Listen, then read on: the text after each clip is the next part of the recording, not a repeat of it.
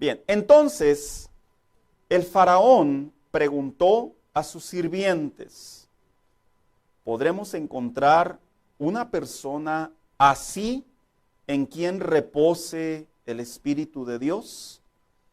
Luego dijo a José, puesto que Dios te ha revelado todo esto, no hay nadie más competente y sabio que tú. Siéntese, por favor.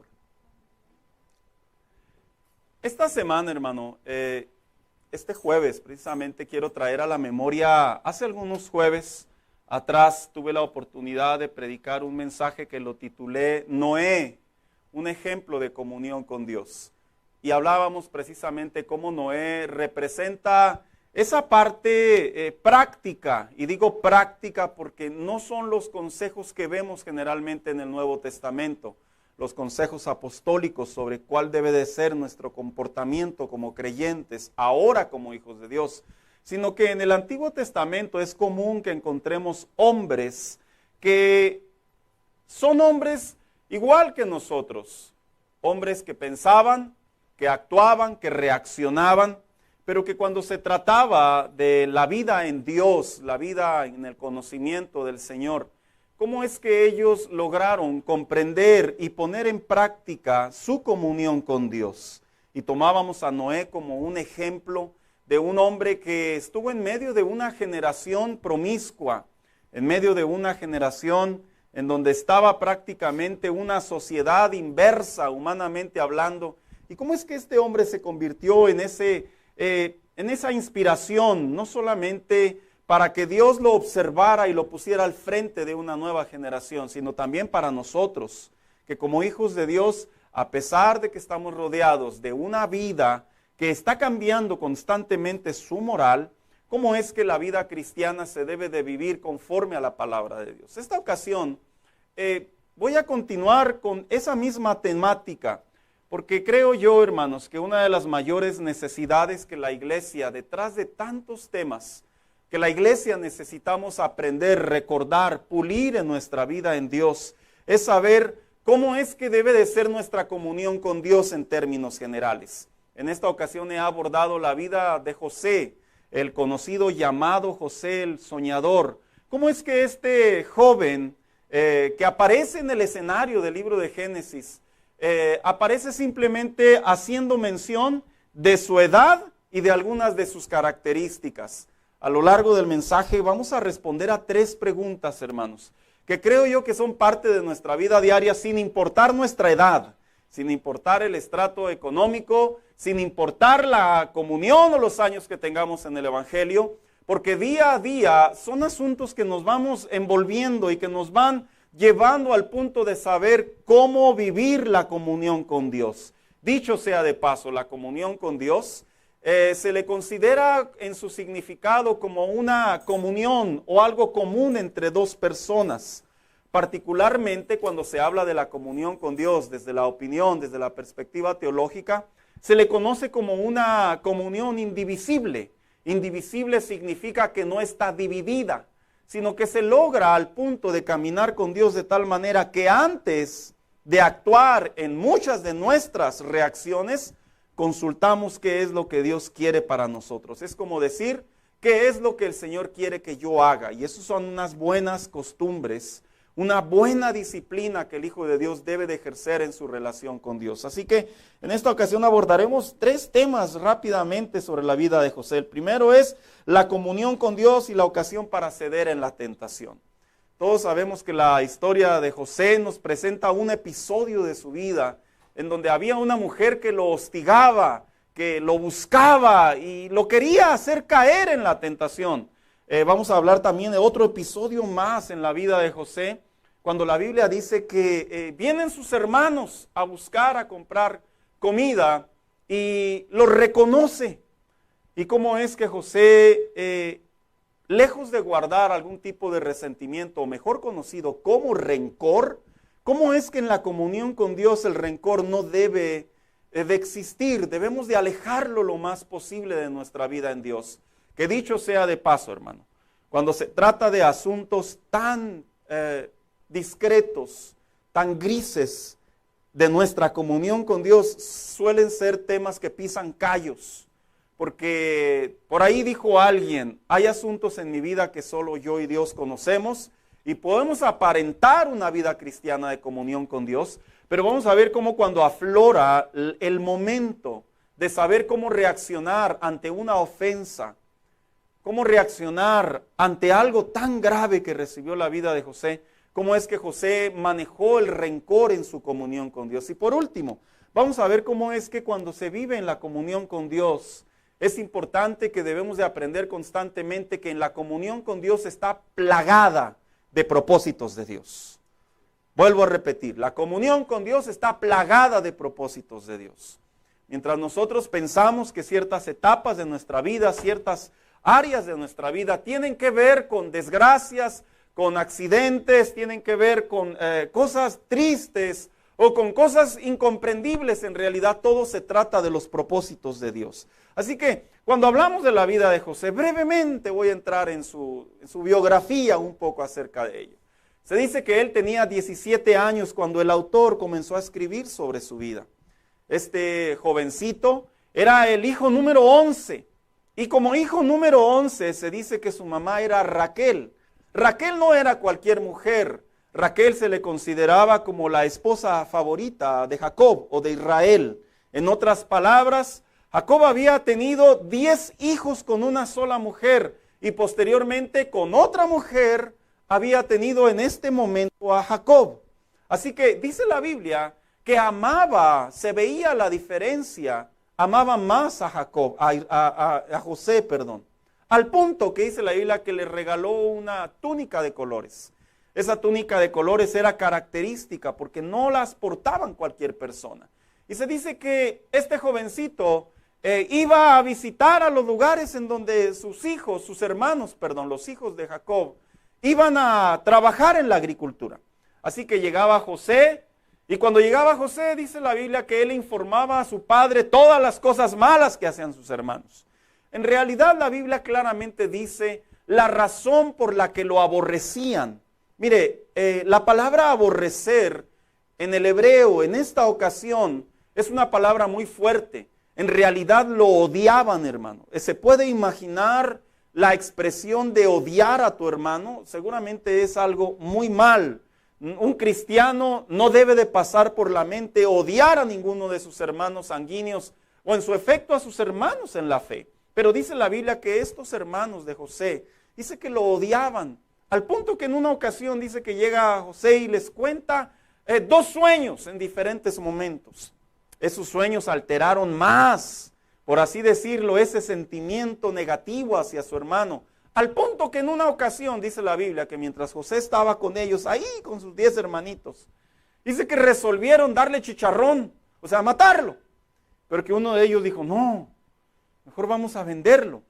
Y dice la Biblia que lo agarraron prácticamente, que iban pasando unos mercaderes y lo vendieron como esclavo. Recibieron una cantidad y le dijeron a su padre, mira, nuestro hermano ha muerto, fue devorado por un depredador.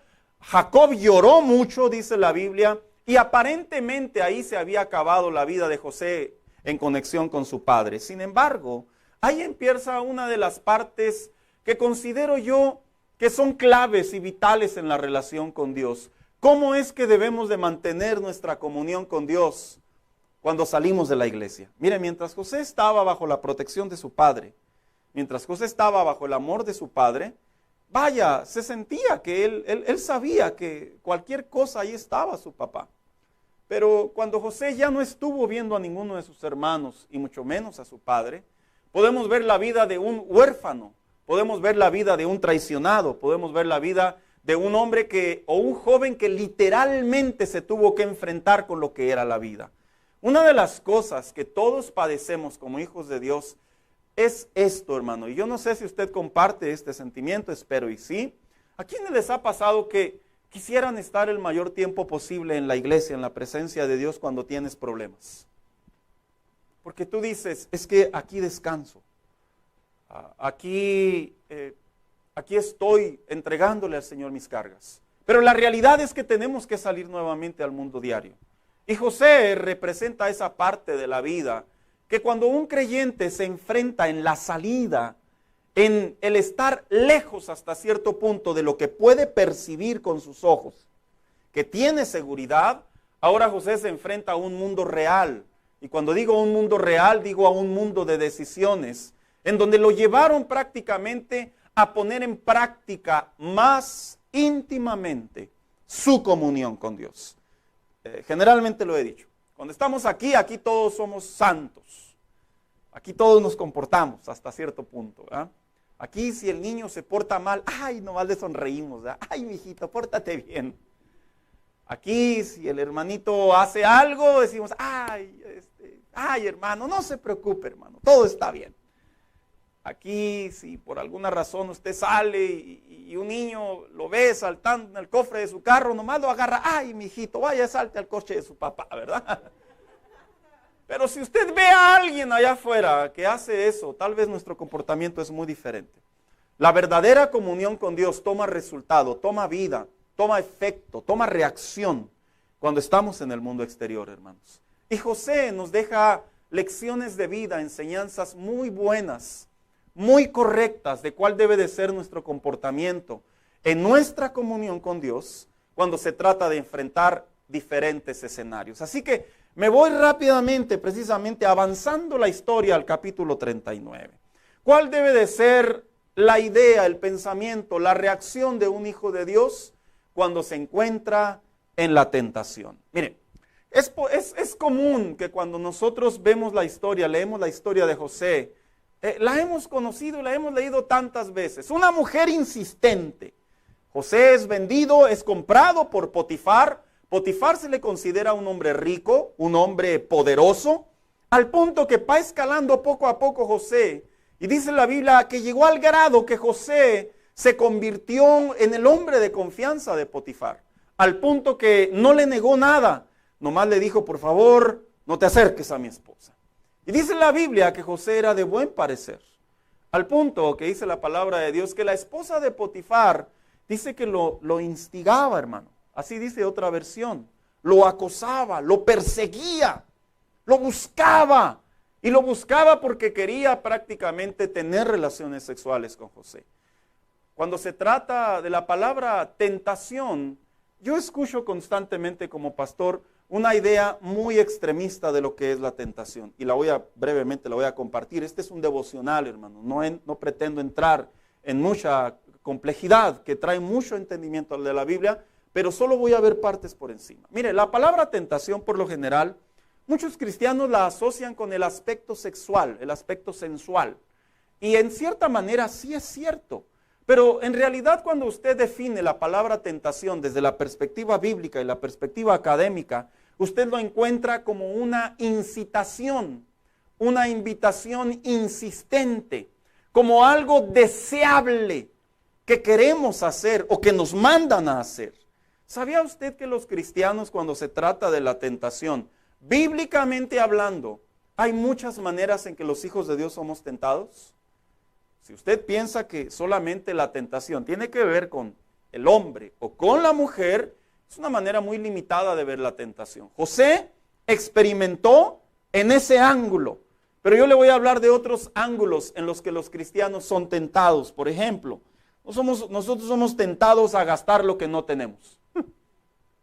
Eso es una tentación. El saber que tenemos que manejar dinero semanalmente o mensualmente.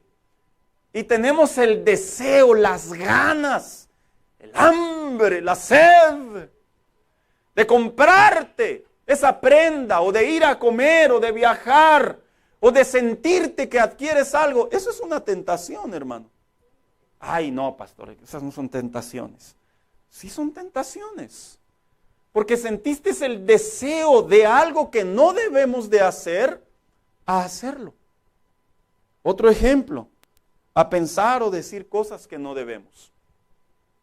¿Sabías tú que los cristianos somos constantemente invitados, instados a decir cosas que no debemos y sentimos las ganas, la tentación de hablar?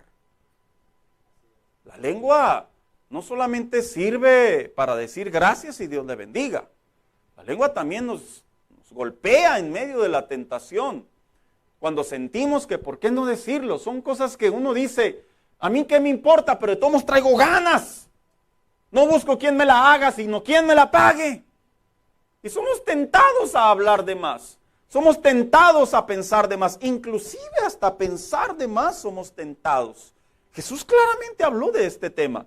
Y él dijo que lo que contamina al hombre, ¿qué dijo? No es lo que entra, sino lo que sale. Dando a entender que la tentación está ahí, que en algún momento se cristaliza. Somos tentados también, hermano, a juzgar lo que no nos corresponde. A preguntar lo que no se nos pregunta. Somos tentados a decir cosas que no debemos de decir. Ay, pastor, eso se llama metiche, se dice chismoso. Bueno, sí es cierto. El pecado ya tomó más madurez, pero en realidad el pecado no llegó ahí de la nada. El pecado pasó por la tentación de querer enterarme de qué se trata. Si usted supiera que como cristianos es correcto a veces entre menos saber mejor. Es correcto. Y a veces en la vida cristiana somos tentados, hermanos, a querer enterarnos de la situación de las personas, a querer enterarnos de lo que está sucediendo.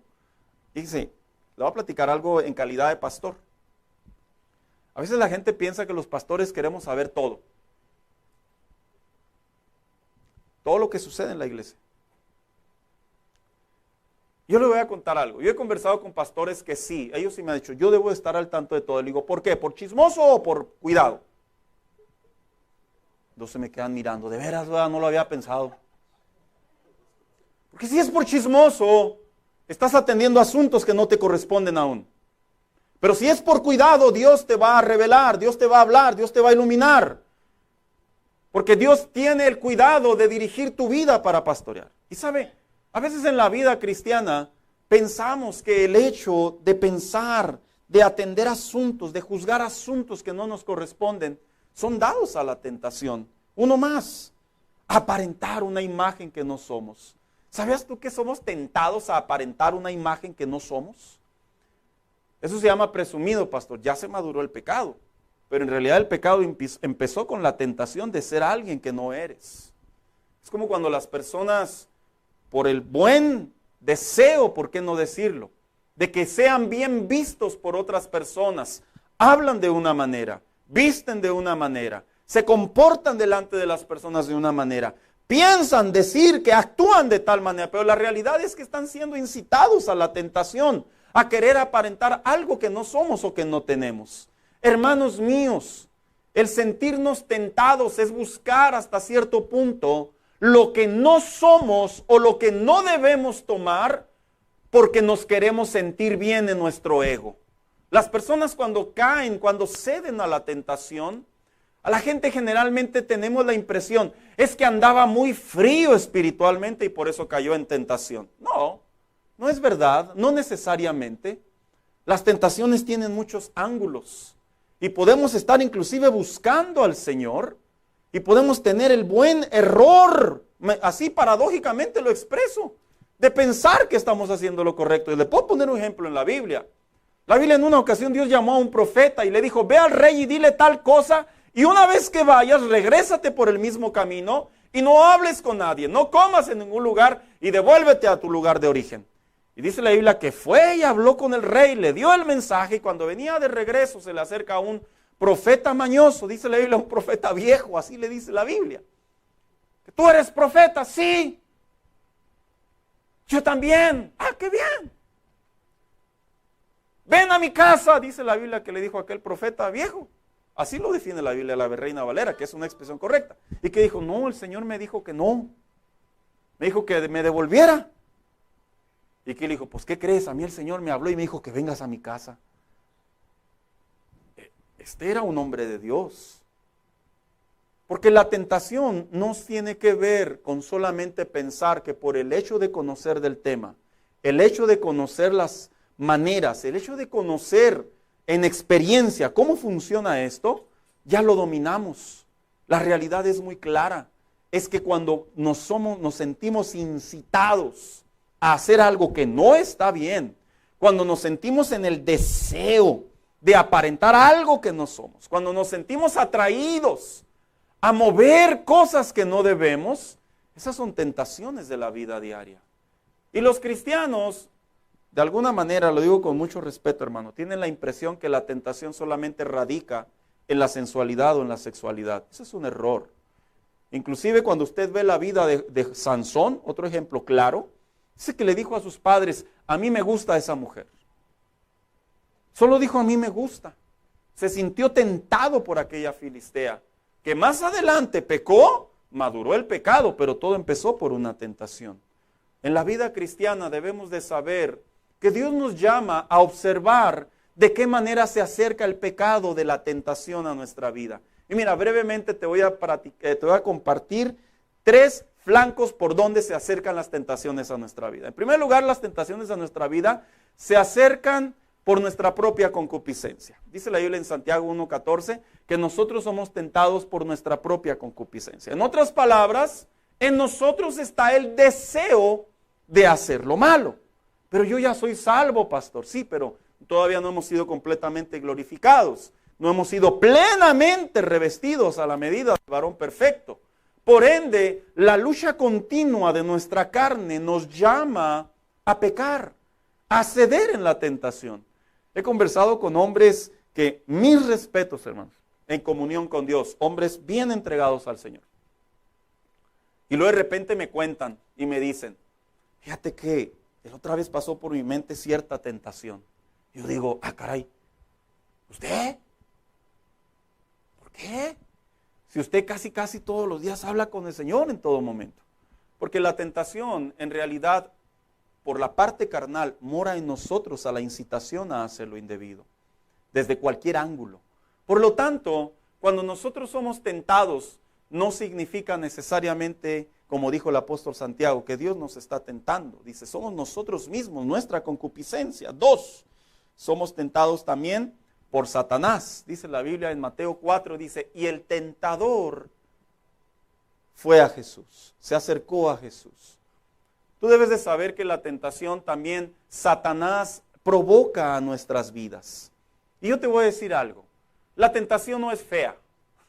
Ah, caray, no es fea la tentación. ¿Usted cree que la esposa de Potifar estaba fea? ¿Usted cree que Dalila estaba fea? ¿Usted cree que la invitación de ir a comer a una casa de un profeta viejo estaba mal? Por lo general las tentaciones no son feas. Las tentaciones son a los ojos de la vista del hombre, placer, deseo. Y Satanás cuando le dice a Jesús, si eres el Hijo de Dios, es que estas piedras se conviertan en pan. Cualquier otro hubiera dicho, qué buena idea, ¿verdad? Con tanta hambre y yo que veo puras piedras. Y figuro que ahí están unos panecitos. Las tentaciones no son malas. Satanás cuando nos tienta de la manera más placentera, nos tienta de la manera más atrayente. Y 3, las tentaciones también vienen por la comunidad o la sociedad en la que vivimos. El apóstol Juan le dijo a la iglesia en aquel entonces en su primer carta, capítulo 1, les dijo, cuidado de no amar este mundo, y luego dice, y sus deseos. Cuando hace referencia a sus deseos se refiere a sus pecados, a sus tentaciones, a las inclinaciones, a las seducciones que nos ofrece. Diría, mire, a veces los cristianos oramos de una manera muy extraña. Señor, yo reprendo al diablo que me quiere tentar. El diablo ni te está tentando, vivimos en un mundo corrupto. Es la misma naturaleza del pecado que se respira día a día y la tentación que nos incita a hacerlo. A veces oramos posiblemente y decimos, Señor, guarda mi cuerpo, ya no quiero pensar en esto. Es que en realidad no es que lo pienses, es que lo vemos en la vida diaria de una manera tan natural que somos inclinados a aceptar las invitaciones o las incitaciones de las tentaciones de la vida diaria. Te voy a poner un ejemplo. Desde que se formalizaron los dispositivos electrónicos, fue una revolución de luchas, de problemas emocionales, de problemas sexuales, de problemas biológicos, de problemas de ideología. ¿Sabes por qué? Porque prácticamente estamos plagados de una sociedad que en donde no está Dios, hay oscuridad en sus corazones, lo primero que se les viene a la mente es hacer lo indebido. Y ahí están los hijos de Dios, siendo tentados constantemente por el mundo y sus deseos.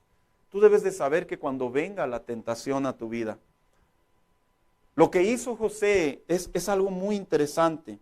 Le dijo así, pero José no quiso saber nada, sino que contestó, mire señora, mi amo ya no tiene que preocuparse de nada en la casa, porque todo me lo ha confiado a mí.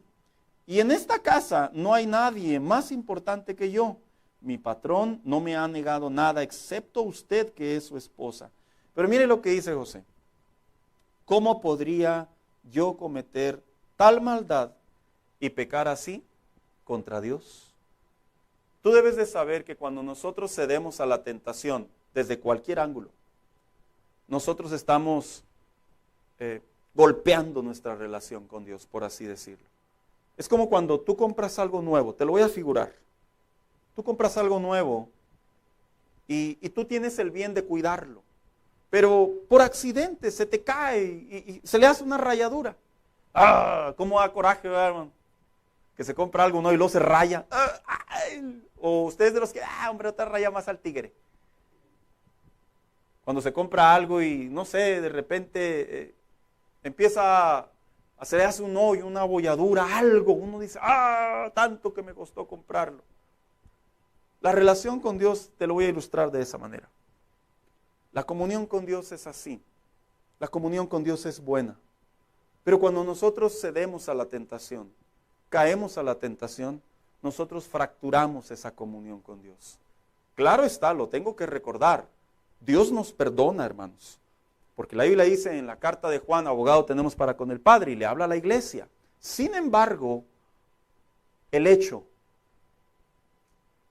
el episodio, la memoria, las consecuencias, todas ellas ahí van a estar.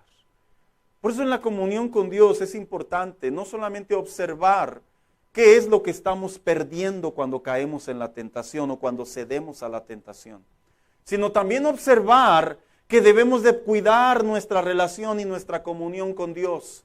Yo le voy a decir algo de antemano. Va a haber tentaciones en la vida cristiana de manera constante, de manera diaria. Pero ahora a nosotros nos corresponde saber si realmente vamos a actuar conforme a la palabra de Dios o vamos a dejarnos guiar por nuestros impulsos carnales, o vamos a obedecer la voz del diablo, o vamos a aceptar las incitaciones del mundo. A nosotros nos toca elegir. A ti y a mí nos toca elegir. Y si queremos conservar una sana comunión con Dios, una bendita buena comunión con Dios, piénsala 2 veces antes de pecar. Piénsala 2 veces antes de entregarte a la tentación, antes de gastar, antes de aparentar, antes de hablar, antes de meternos en donde no corresponde, antes de observar imágenes que no debemos, antes de atender asuntos que no nos conciernen. Observemos si nuestra relación con Dios está en juego. 2. ¿Qué nos enseña esta comunión que tenía José con Dios? Nos enseña también a que cuando vienen los temas relacionados al rencor, ¿de qué manera debemos de actuar? Mira, dice la Biblia que una vez que José estuvo prácticamente encarcelado injustamente, interpretó 2 sueños, pasó 2 años en la cárcel. Mire, ya me pasé toda la historia. Y dice que es reconocido y es llamado y es invitado por el rey de Egipto, interpreta ese sueño. Y luego ahí es cuando acabamos de leer nosotros que José se convirtió en el segundo de Faraón. Dice la Biblia que pasó el tiempo y las naciones, las etnias, las personas venían a Egipto precisamente a buscar alimento, porque uno de los sueños que había interpretado José había tenido que ver con almacenar comida por la hambruna que se iba a llegar. ¿Y qué cree? En una de esas visitas dice la Biblia que llegó precisamente sus hermanos. De 17 años que fue vendido José, al tiempo que los volvió a ver, habían pasado más de 20 años, hermano. Yo quiero que usted figure junto conmigo el que tus hermanos te odien, el que tus hermanos te vendan como esclavo y el que tus hermanos ya no vuelvan por ti. ¿Sabías tú que José sí tuvo que trabajar con el tema del rencor en su comunión con Dios? Eso es obvio. La Biblia no dice rencor, eso es bastante obvio. Pero la Biblia sí nos enseña que el escenario de la vida de José tuvo que pasar por este caminito que se llama rencor. La palabra rencor se define de muchas maneras, pero hay algunas que se las quiero compartir brevemente. El rencor tiene que ver con la ofensa que alguien a mí me ha hecho.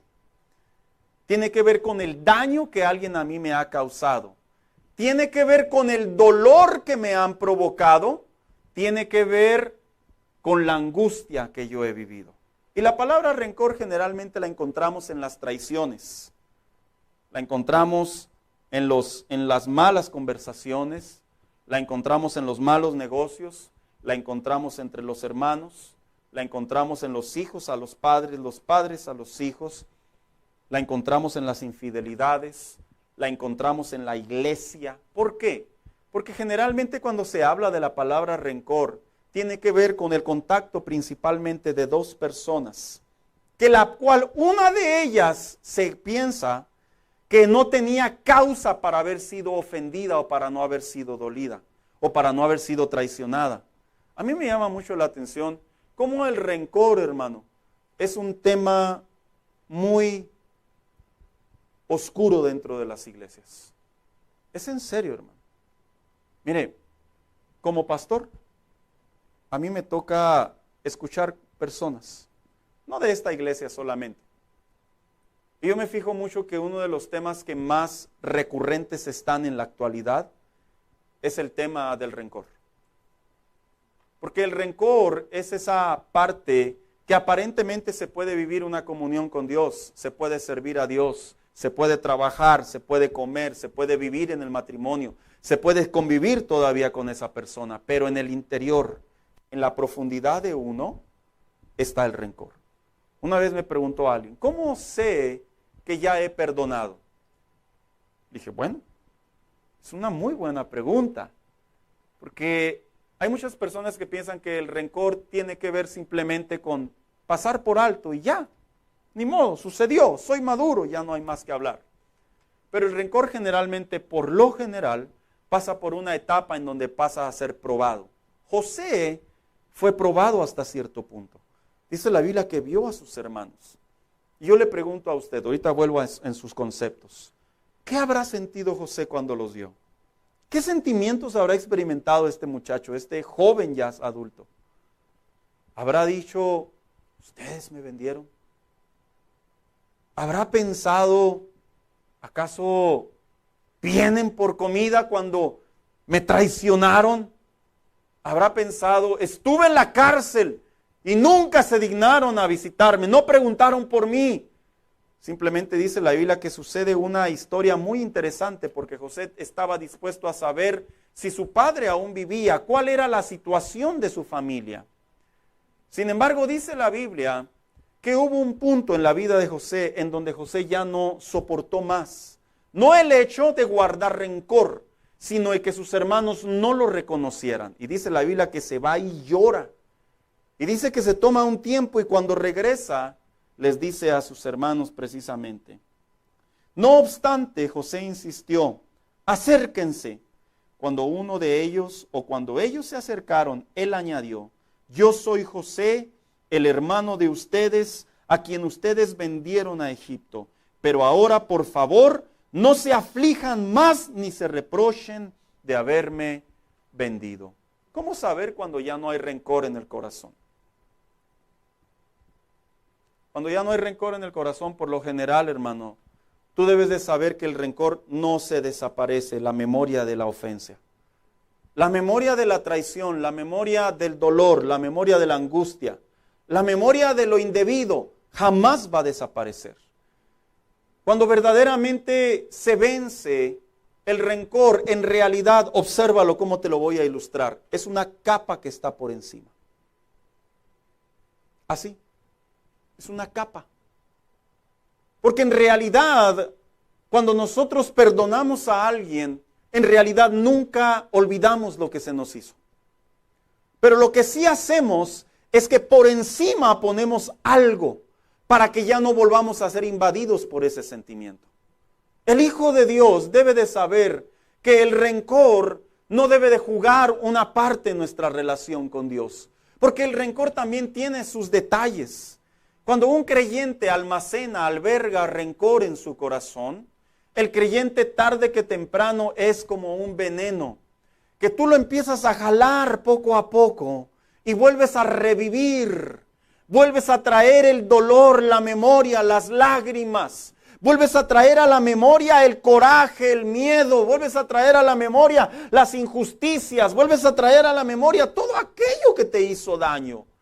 Y automáticamente cuando se hace eso, hermano mío, es como una bola de nieve que crece en nosotros y comienza a pasar de rencor, escúchame bien, a venganza. A mí me llama mucho la atención las personas vengativas. Yo suelo tener una idea muy propia de la gente vengativa. La gente vengativa por lo general son gente rencorosa. Porque no logran entender cuánto daño se hacen a ellos mismos y hacen a los demás. Lo único que les interesa es recordar y no pasar por alto lo que les hicieron. Y para ello, fíjese, Dios en su sabiduría le dio al pueblo de Israel, en la ley mosaica, les dio un mandamiento. Y sí me gustaría que lo leyera junto conmigo, porque se tiene la impresión que el rencor simplemente es un tema muy trivial, posiblemente. Levítico capítulo 19, versículo 18. Dice, no te vengarás.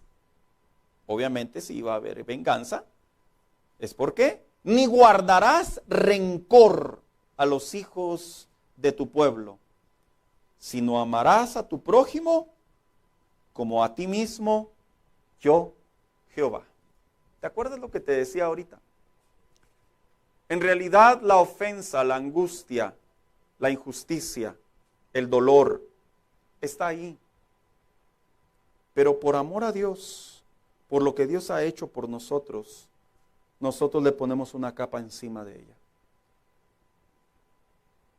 Ha habido personas que en consejería, en años, hermano, que tengo en el Evangelio, me preguntan, es que perdoné, pero al paso de los años, volví nuevamente a surgir el rencor. Volvió. ¿Por qué?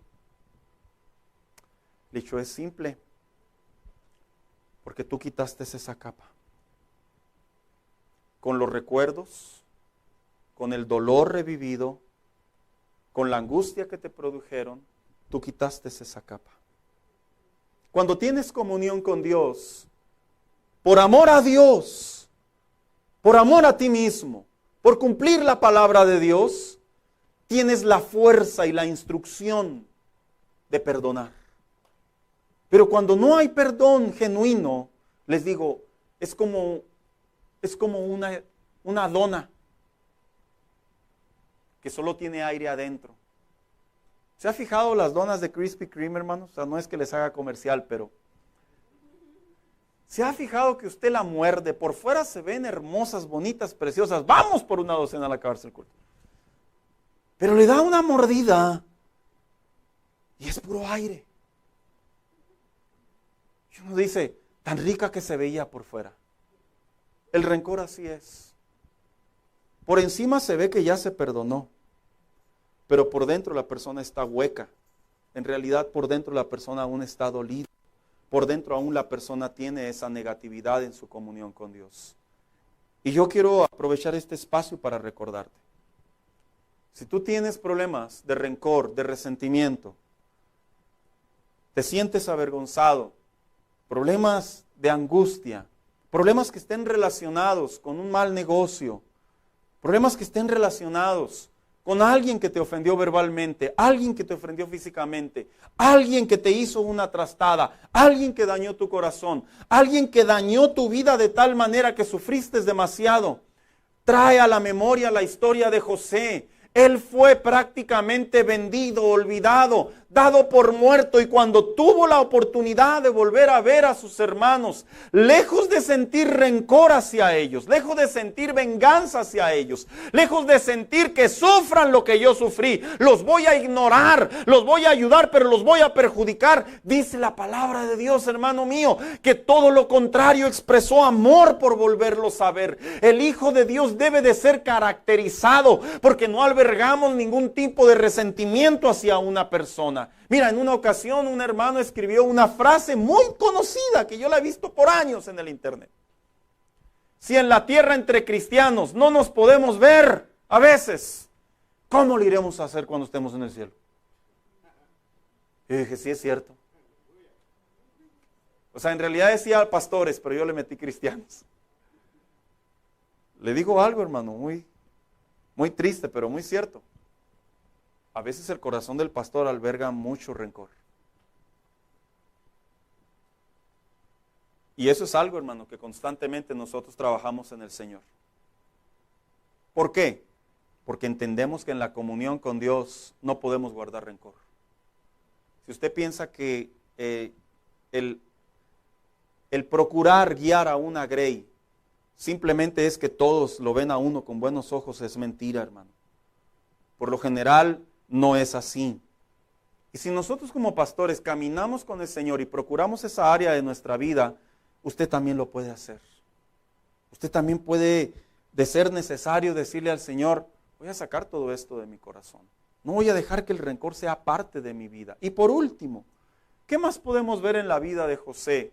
Cuando José dice en la Biblia que él, después de perdonar a sus hermanos, pero decírselos, demostrárselos, ayudarlos, les vendió comida, mandó traer a su papá, los devolvió a su lugar y todavía más allá los trajo a todos y les dio terrenos. Dice la Biblia que el rey aceptó que vivieran cerca de Egipto. ¿Qué más podemos ver? Dice la Biblia precisamente que cuando alguien tiene comunión con Dios, comprendemos que los propósitos de Dios siempre están ahí. Mira, dice la Biblia en Génesis 45:7. Por eso Dios me envió delante de ustedes para salvarles la vida de manera extraordinaria y de ese modo asegurarles descendencia sobre la tierra. ¿Sabías tú que José, cuando tenía la edad de 17 años y había sido vendido por sus hermanos e inició la verdadera comunión con Dios, ¿sabías tú que a José le tuvo que haber pasado seguramente pensamientos? ¿Por qué me va mal? ¿Por qué mis hermanos me odian? ¿Por qué mi padre no me ha venido a buscar? ¿Por qué han pasado años y nadie ha preguntado por mí? ¿Por qué soy forastero en esta tierra? ¿Por qué si me he dedicado a ayudar, por qué una mujer engañó a su esposo y me hizo pasar que yo había abusado de ella? ¿Por qué caí a una cárcel? Y podemos ver la vida de José con un montón de preguntas que pareciera ser que no apuntaban al propósito de Dios. Pero tú debes de saber que en la vida cristiana, cuando alguien viene al Señor y que ahora le perteneces al Señor, tú debes de saber que Dios, y lo digo correctamente y en el buen contexto, Dios se dedica a producir propósitos en tu vida y en mi vida para glorificar su nombre. Así como lo escuchaste. Es como cuando un entrenador recibe un atleta y le dice, ¿sabes por qué te trajeron aquí? Porque quieren que seas campeón, porque quieren que seas medallista, porque quieren que tengas una buena posición, quieren que seas el primer lugar. No te trajeron aquí para que vengas de paseo o para que te equivoques o para que fracases. Te trajeron aquí conmigo para que seas alguien sobresaliente en tu deporte. A eso se dedican los entrenadores. Cuando alguien viene a Cristo y toda la vida de nosotros pasa por un montón de travesías, enfermedades, carencias económicas, problemas en el trabajo, problemas en la salud, buenos momentos, malos momentos, como nosotros lo llamamos. ¿Sabías tú que al final del día todos son propósitos de Dios para nuestro bien? Por eso dijo el apóstol Pablo que todos aquellos que aman al Señor, dice, todas las cosas les ayudan para bien. Así lo dijo. Lo que pasa es que nosotros tenemos la impresión de que la buena comunión con Dios no nos va a dar malos momentos. Que la buena comunión con Dios no nos va a dar estragos amargos. Que la buena comunión con Dios probablemente en su misericordia no va a permitir que suframos demasiado. No es cierto. La buena comunión con Dios es la que cumple el propósito de Dios en nosotros. Vente, hija, acompáñame. Dios, tomando la vida de José, en un punto de la madurez de la vida de José, Él dijo, ahora entiendo por qué viví todo esto. Ahora entiendo por qué Dios permitió. Ahora entiendo el propósito de Dios. Y se cumplió el propósito de Dios. José, sus hermanos, la descendencia de Israel, prácticamente se salvó de la hambruna de aquellos tiempos. Cada vez que venimos a la iglesia, todos tenemos una historia. Siempre he creído que es una historia muy privada. Unos vienen con necesidades, unos vienen con problemas, otros vienen con cargas. Todos traemos una historia cada vez que venimos a la iglesia. Pero tú debes de saber que la comunión con Dios, si se está llevando a cabo, si estás caminando con el Señor, tú debes de saber que el Señor no permitió que llegara esa tormenta a tu vida para dañarte. No permitió que venga ese sol tan ardiente para dañarte. El Señor no permitió que vengan esos fuertes vientos para dañarte. Todos están en el propósito de Dios. Pero ¿qué propósito de Dios puede haber? Es algo común que nosotros nos preguntamos. Yo no veo ningún propósito de Dios. Es obvio, no somos Dios. Por eso no lo sabemos. ¿Sabías tú que la historia de José, en uno de sus principales temas, se le titula La providencia de Dios? La providencia de Dios significa en el atributo de Dios lo que Dios ve a futuro que nosotros no podemos ver. Por eso se le llama la providencia de Dios. Y cómo José, a pesar de que no sabía que se convertiría en el segundo de Faraón, a pesar de que no sabía que él iba a ser el instrumento para que su familia no sufriera la hambruna de aquellos tiempos, José comprendió en un punto de su vida que había un propósito de Dios en cada parte de su tiempo. Hermano, angústiate, pero no dudes de Dios, por favor. Está bien, entristécete, pero que no se te apague tu gozo, por favor. Está bien, hermano, derrama lágrimas de impotencia. Eres humano. Pero recuerda que Dios dice que ninguna de nuestras palabras cae en la tierra, ninguna de nuestras lágrimas pisan tierra. Está bien. Siéntete que no estás saliendo adelante, que no es que remas y no avanzas. Es correcto, las cosas no pueden cambiar, es parte de la vida. Pero aunque aparentemente remas y no se mueve tu barco, tienes que saber que Dios está manejando tu barco. Y si Él lo maneja, tarde que temprano llegarás a tierra firme. Hablo metafóricamente. Está bien.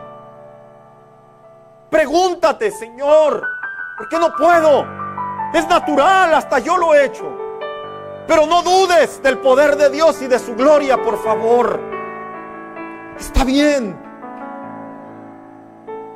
Está bien, moléstate, enójate, pero que no se ponga el sol sobre tu vida, sobre tu enojo, sobre tu noche. Que no se ponga, por favor. En otras palabras, lo que te quiero decir, ponle un límite. Porque al final del día la comunión con Dios es más agradable, más fuerte, es más gloriosa que cualquier evento que podemos vivir en esta tierra. ¿Sabes qué pasa cuando el cristiano descuida su comunión con Dios? Es como cuando empieza a avanzar más el agua. Lo que no podemos ver antes que podía suceder, ahora empieza a entrar. Es como los tifones, los maremotos. Tú ves las casas en las costas Tú ves cosas muy bonitas ahí, las casas. Y la gente se pregunta, ¿no cruzará el agua? Es que en realidad científicamente no debería de cruzar el agua. ¿Por qué? Porque está delimitada. Dice el libro de Eclesiastés que aún Dios al mar lo detiene, le pone un límite. Pero cuando el mar se altera, se intensifica, ahí es cuando precisamente sube y destruye todo aquello que un día se construyó. Cuando nuestra comunión con Dios comienza a cambiar, nuestra comunión con Dios comienza a verse afectada, hermano. Todas esas cosas que tenían un límite y que las sabíamos controlar, las sabíamos manejar hasta cierto punto, sabíamos qué iba a suceder en la fe, en la palabra de Dios, ahora se meten y empiezan a destruir muchas de las cosas que construimos. ¿Y sabes qué le sucede a muchos cristianos? Ahí es cuando dejan de orar. Ahí es cuando dejan de confiar en el Señor. Ahí es cuando dejan de congregarse. Ahí es cuando dejan de poner su esperanza en el Señor. Y comienzan a entrar en estados eufóricos de desesperación, de angustia, en estados carnales, en estados que no convienen al espíritu que mora dentro de ti. ¿Qué hubiera pasado si José hubiera agarrado a sus hermanos y les hubiera dicho, a todos les corto la cabeza? Simplemente no hubiera descendencia. ¿Qué hubiera pasado si José realmente se hubiera acostado con la esposa de Potifar? ¿Qué hubiera pasado si José sinceramente no hubiera dicho nada al momento de tener esos sueños? Aparentemente, hermano, ahí se hubiera quedado todo. Sinceramente, en el término humano, ahí se hubiera quedado todo. Pero José entendió que los propósitos de Dios no cambian. Los propósitos de Dios para tu vida no han cambiado, hermano. No han cambiado. ¿Sí sabías eso? Mira, con esto ya cierro el mensaje. ¿Cuántos recuerdan el escenario cuando Pedro estaba orando en el techo y dice la Biblia que escuchó la voz del Señor y entró en éxtasis y bajaron unos animales cuadrúpedos, impuros para un judío? Y luego dice la Biblia que le dijo, mata y come. Y él dijo, son animales que no comemos los judíos. Era una manera en la que el Señor quería observar el corazón de Pedro.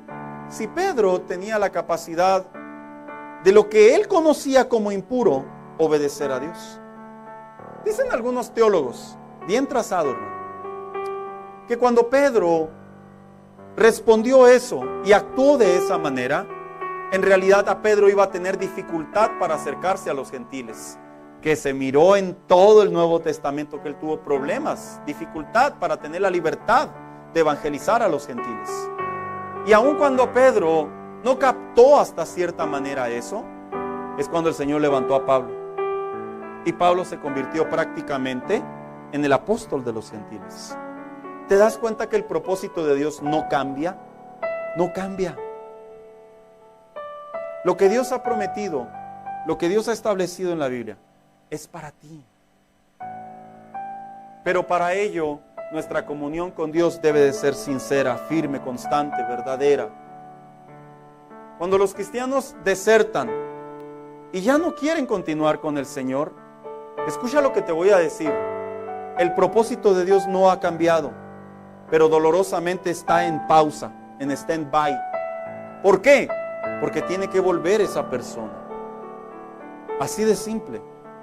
Si esa persona no vuelve, el propósito de Dios ahí estuvo.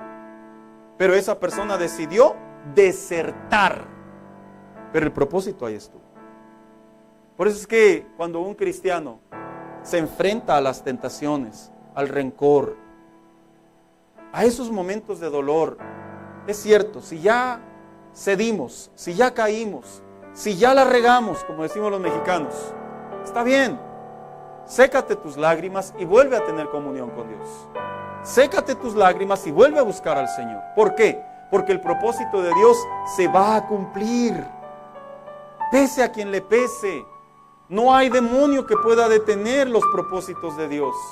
Satanás no puede intervenir en los propósitos de Dios. Lo que Dios ya estableció, ya quedó ahí. Y aun cuando José tuvo oportunidad de renunciar, comprendió que había un propósito en su vida. Hay un propósito en tu vida. Y José nos enseña el ejemplo de cómo debemos de mantener esa buena comunión con Dios. Quiero invitarte que te pongas de pie en esta tarde.